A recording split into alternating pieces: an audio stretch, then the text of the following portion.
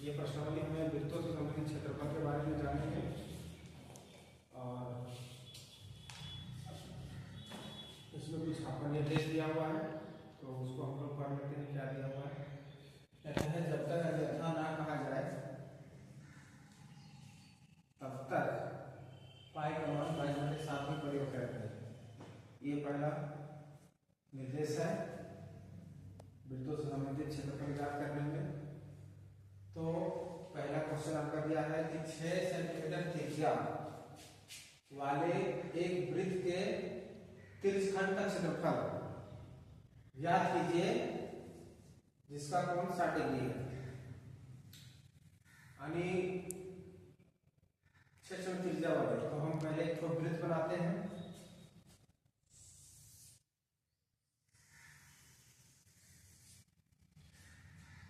इस वृत्त में बोलता है 6 सेंटीमीटर त्रिज्या वाले एक वृत्त के तिर्यकखंड।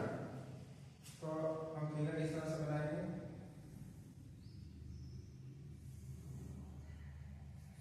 नाम दे देंगे ए ओ बी, यानी आपका तिर्यकखंड हो गया ए ओ बी और आपका त्रिज्या क्या हो गया 6 सेंटीमीटर।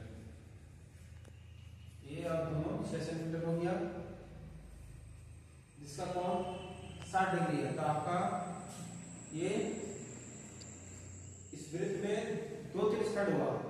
ये जो बड़ा दिख रहा है उसको दीर्घ तिर्यकखंड बोलेंगे और ये छोटा है उसको लघु तिर्यकखंड। तो लघु तिर्यकखंड का कोण दिया है कितना 60 डिग्री। तो इसका हमको ये लघु तिर्यकखंड का क्षेत्रफल ज्ञात करना है। तो हम डायरेक्ट इसका सूत्र लिखेंगे। तिर्यकखंड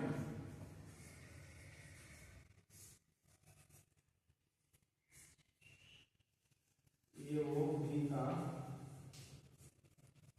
क्षेत्रफल बराबर θ/360 डिग्री गुने पाई आर स्क्वायर। तो यही सूत्र में हमको बैठा देना है। तो आपका लिखना है थीटा का मान मेरा कितना है 60 डिग्री और 360 गुने पाई का मान अभी यहाँ लिखा हुआ है कि जब तक अन्यथा ना कहा जाए तो आपको बाहर में साथ ही लेना है गुने आर स्क्वायर। आर का मान आपका 6 दिया हुआ है, हम लेंगे 6 गुने 6। तो 60/360 डिग्री को काटना है।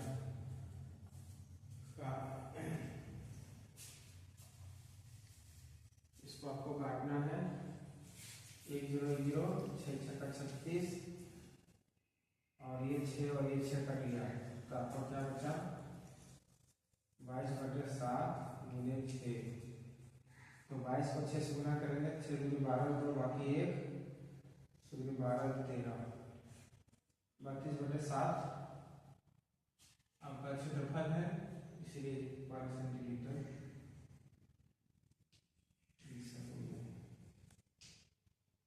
हमको आशा है कि आपको समझ में आ गया होगा और इस तरह से आगे भी बना सकते हैं।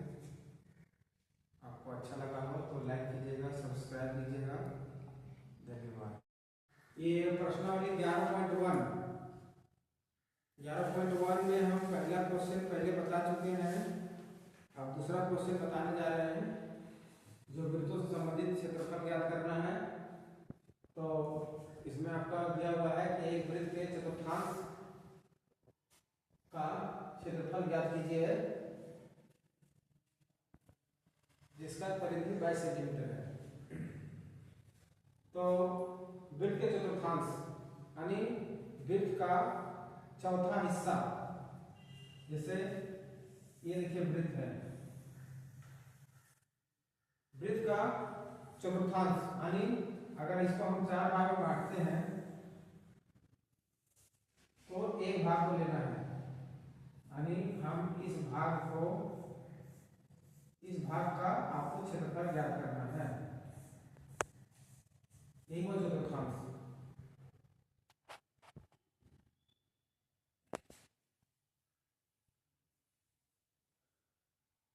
तो आपका परिधि दिया हुआ है, वृत्त का परिधि, वृत्त का परिधि 22 सेंटीमीटर, यानी इस चतुर्थांश भाग में आपका परिधि जो है सो 22 सेंटीमीटर दिया हुआ है। यहाँ त्रिज्या आपका नहीं दिया हुआ है, तो त्रिज्या कैसे निकालेंगे? तो त्रिज्या इसी सूत्र से निकलेगा, वृत्त की परिधि बराबर, सूत्र लिखेंगे वृत्त का परिधि बराबर 2 पाई आर। 2 पाई आर लिखेंगे, इसमें वृत्त की परिधि आपका 2 पाई आर है, आपका परिधि 22 दिया हुआ है, तो यहाँ 22 लिखेंगे बराबर 2 गुने 22/7 गुने 8।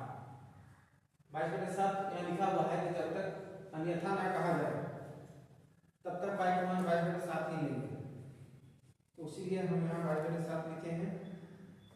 अब हम क्रॉस मल्टीप्लिकेशन यानी कैसे गुणा करेंगे, तो 22 को 7 से गुणा करेंगे तो यहाँ लिखेगा 22/7 बराबर 2 गुने 22 गुने 8, इसलिए r बराबर 22 गुने 7 बटे 2 गुने 22, तो 22 कट जाएगा। अब आप काटने वाला नहीं है, तो आपका क्या निकल गया 7/2 सेंटीमीटर, यानी r बराबर 7/2 सेंटीमीटर। अब हमको निकालना है चतुर्थांश भाग का क्षेत्रफल, तो हम लिख सकते हैं वृत्त के चतुर्थांश भाग का क्षेत्रफल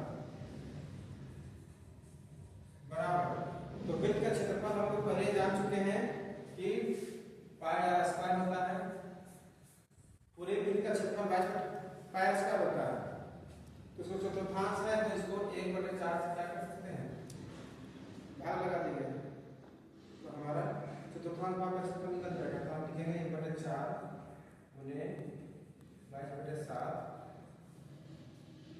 ओ पहले सूत्र ना, पहले सूत्र बैठाना पड़ेगा,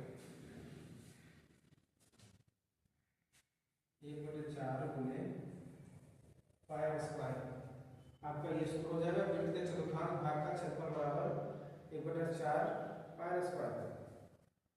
अब हम लिख सकते हैं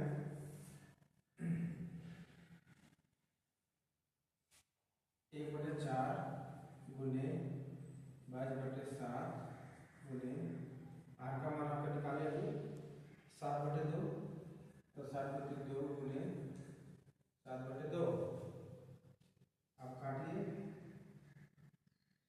7 कट गया, ये 2 से कटेगा 11 × 22, अब तो नहीं कटेगा, क्या बच गया मेरा ऊपर 11 गुने 7 बटे 4 × 8, यानी आपका 77/8 वर्ग सेंटीमीटर।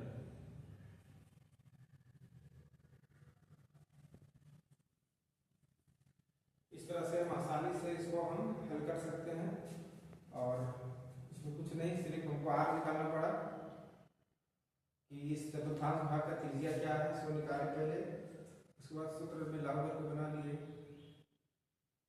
इस तरह से आपका दूसरा क्वेश्चन का हल हो गया।